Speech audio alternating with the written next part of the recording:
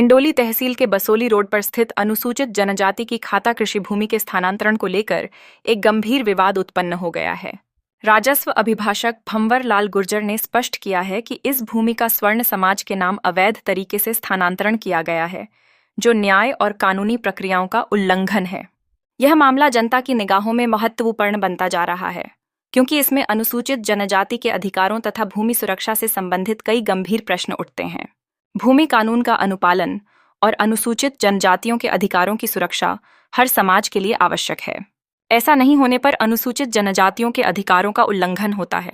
बताया गया है कि इस मामले में अवैध पाए गए इंतकाल के बावजूद भूमि का स्थानांतरण किया गया है। यह एक सीधा संकेत है कि इस प्रक्रिया में पारदर्शिता और ईमानदारी की कमी है, जो स्थानीय समुदाय में असंतोष पैदा कर रही है।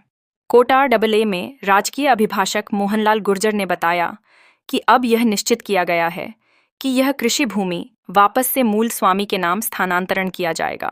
यह कदम उस समय उठाया गया है जब स्थानीय निवासियों की ओर से इस मुद्दे पर आवाज उठाई जा रही है।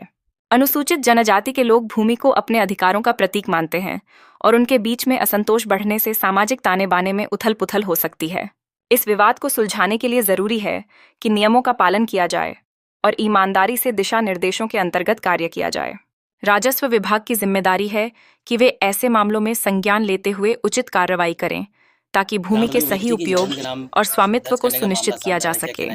इसके साथ ही स्थानीय संगठनों और समाज के सहयोग से भी इस मुद्दे का समाधान निकालना आवश्यक है, जिससे उस समुदाय की आवाज को सुना जा सके जो अपने अधिकारों के लिए जूझ रहा है। के नाम दर्ज करने का मामला सामने आ रहा है, क्या कहना है आपकी नॉलेज में क्या है?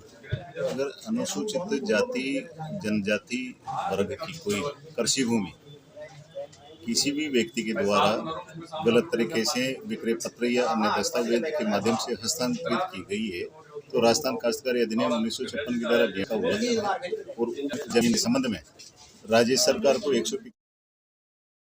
322 जो विवादित कोर्ट में विचाराधीन है, उसके बारे में क्या कहना है? उसमें भी एक विवादित नहीं, विचाराधीन है तो बिल्कुल कानूनी तरीके से और धारा 42 की कार्रवाई अडॉप्ट होगी। 175 के तहत शिवाय घोषित की जाएगी। 175 में क्या कार्रवाई क्या रहता है? 175 के तहत राज्य सरकार को भूमि राजगामी घोषित करने का अधिकार है और 12 साल की अवधि तक, इसमें एक और तो है धारा 42 का अगर उल्लंघन होता है तो 12 साल की अवधि तक जो संबंधित विक्रेता है अपने ज्ञान से 12 साल की अवधि तक उक्त जमीन को बिना विक्रय पत्र या दस्तावेज को निरस्त करवाए पुनः अपने नाम खाते दर्ज करवा सकता है। इसके तहत 183 राजस्थान प्रेगनेंसी एक्ट के तहत कार्रवाई करनी होती है, जो तहसीलदार के कार्यालय हो जाती है।